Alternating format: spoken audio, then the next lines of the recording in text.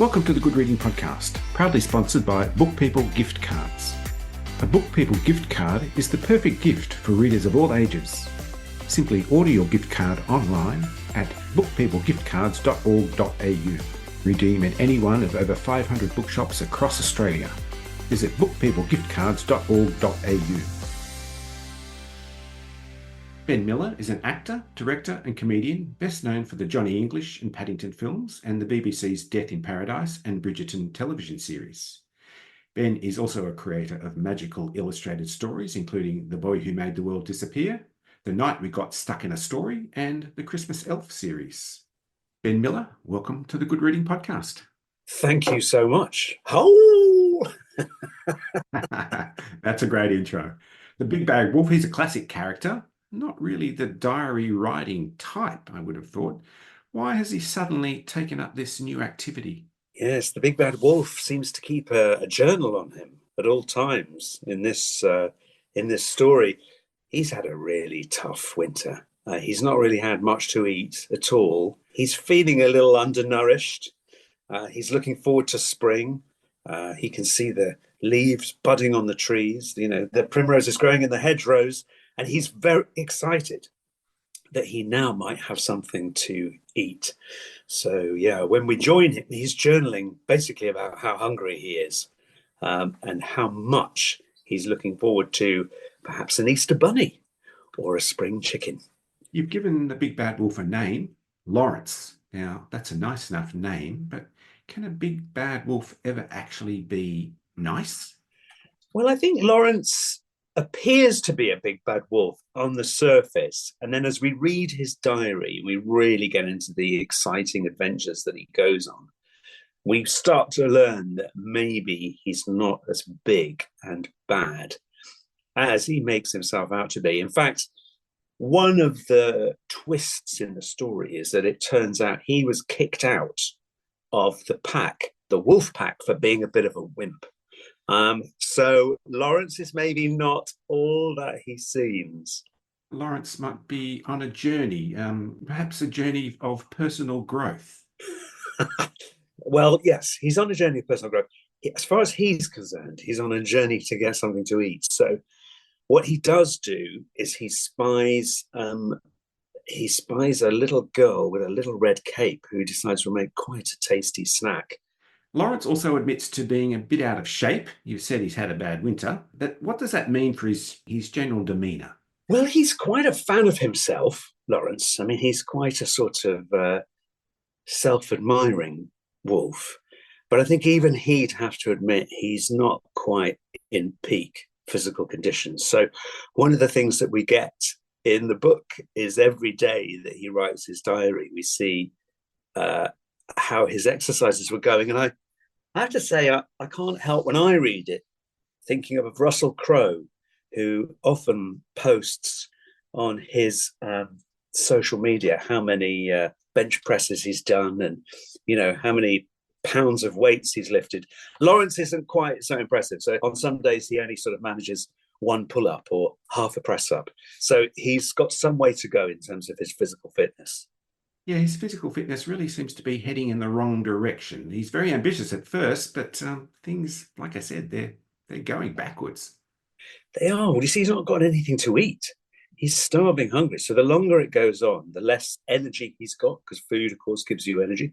And the weaker his muscles get, because the other thing that food does is it builds up our muscles. You know, the protein in food builds our muscles, and the carbohydrates in food give us that fantastic energy.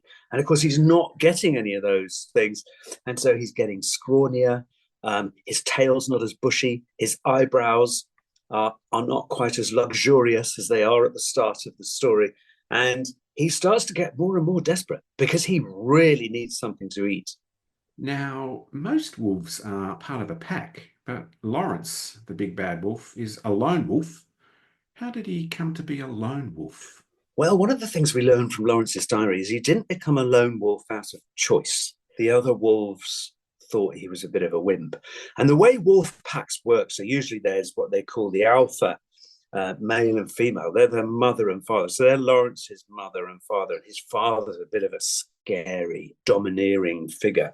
The rest of the pack is, of course, made up of Lawrence's, brothers, sisters, nieces, nephews, and he basically gets thrown out because he's not really enough of a killer. He's a bit too soft. He's a bit too soft. At one point, he has a kind of dream where he sees his dad in a dream, and his dad is really being very hard on him about the fact he's not a great hunter. So we get the impression that, Laurence thinks he's a big bad wolf, but maybe to the other wolves, he's a little wimpy wolf.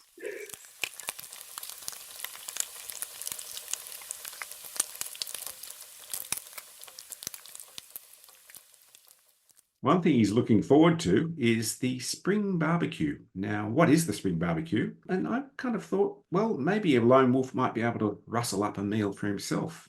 He's looking forward to the wolf pack's spring barbecue. That's one of the things he's looking forward to right at the beginning of the story. So this is an annual event where all the wolves get together and celebrate the beginning of spring by having a big meaty barbecue. They've got lots of sausages there sizzling on the grill. They've got some lamb chops there. They've got some steak flipping on the grill. And Lawrence's mouth is absolutely drooling, wanting to have some of this delicious food he hasn't eaten all winter.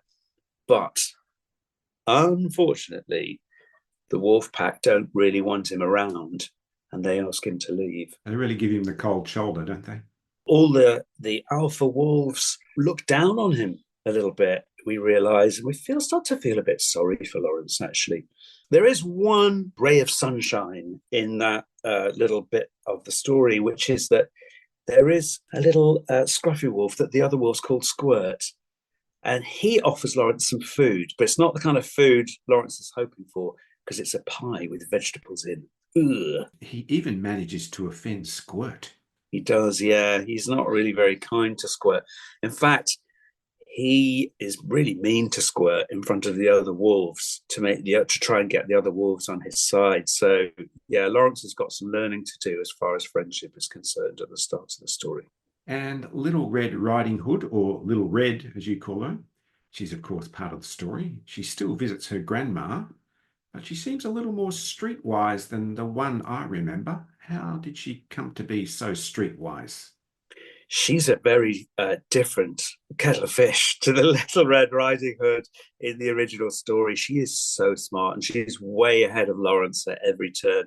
And of course, he's just desperate to eat. So one of the first things she does is she tells him that he could blow down one of the three little pigs' houses and maybe make a meal out of the three little piggies, which is, of course, completely crackers. And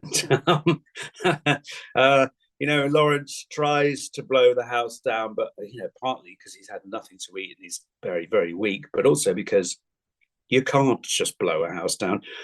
He doesn't succeed, and she manages to trick him for the first of many, many times.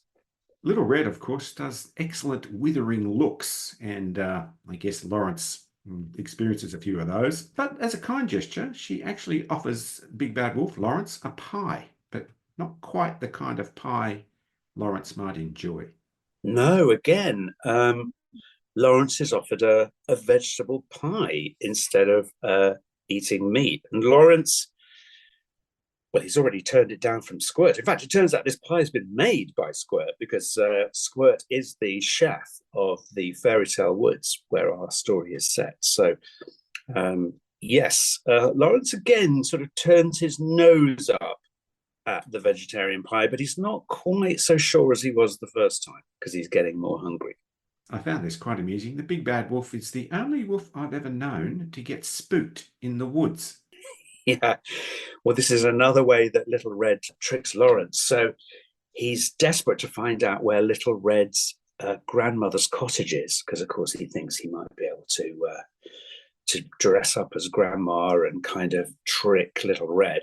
But instead, she sends him into the creepiest part of the forest, where the trees are all twisted and gnarly and there's moss growing everywhere. And it just feels a bit more like somewhere underwater than in a really luscious fairy tale woods. And of course, it turns out that this part of the forest is where the Wicked Witch lives.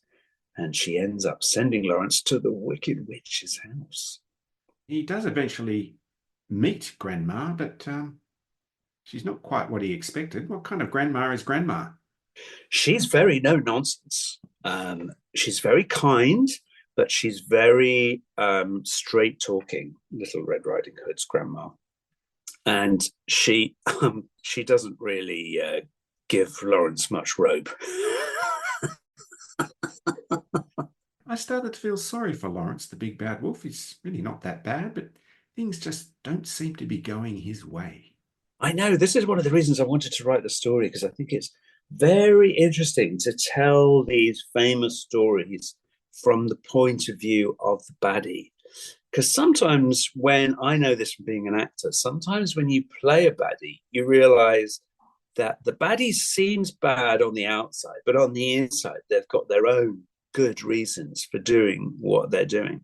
They're just not doing the right thing, basically. I loved writing this story from the point of view of Laurence, his diary, because we really get to see what's going on in his head, and we really get to see the story of Little Red Riding Hood and the big bad wolf from another perspective. I love fairy tales. It's one of the things that I grew up loving them. My kids love them. The kids that I meet in schools love them. One of the wonderful things about them is they are very unusual kinds of stories. They're not the sorts of stories we usually tell one another, like I went shopping and the bus didn't turn up, that kind of thing.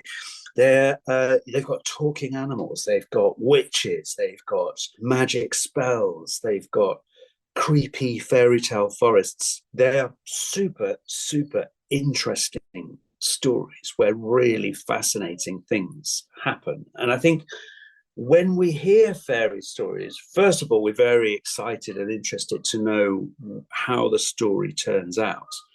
But also, I think it feels like they come almost from a different place. It feels like they're not even from the everyday world that we live in. They seem to come from almost a different realm. There's something quite magical about reading them. And I love them so much that I tried to get as many as I could into this story. So, yeah, as well as the Big Bad Wolf and Little Red Riding Hood, we've got an appearance from the Three Little Pigs, Prince Charming. We've got an appearance from another witch, the witch from the Rapunzel story.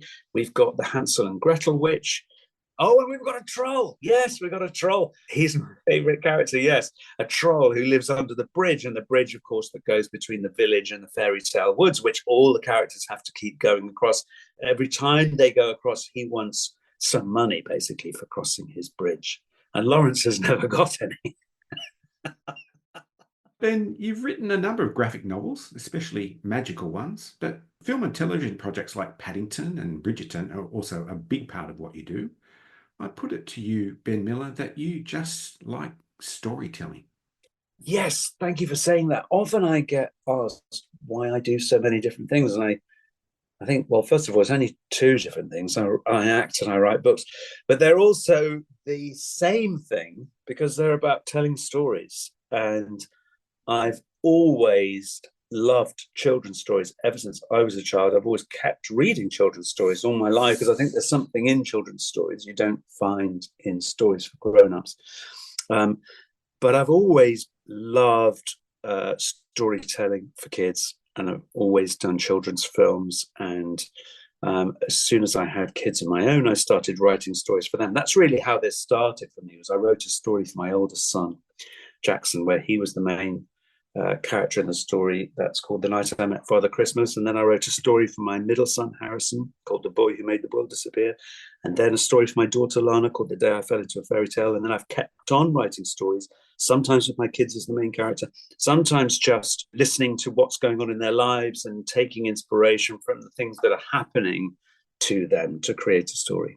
Well, Ben Miller, it's been great to talk to you, and it's a really great take on an ancient fable. And thank you so much for joining me on the Good Reading Podcast. Thank you so much. I've absolutely loved it. I want to say a big hello to all your listeners and just encourage them in their reading. They're doing great, and there are many more great books out there for them to read and get excited about. I've been talking to Ben Miller about his latest graphic novel, Diary of a Big Bad Wolf.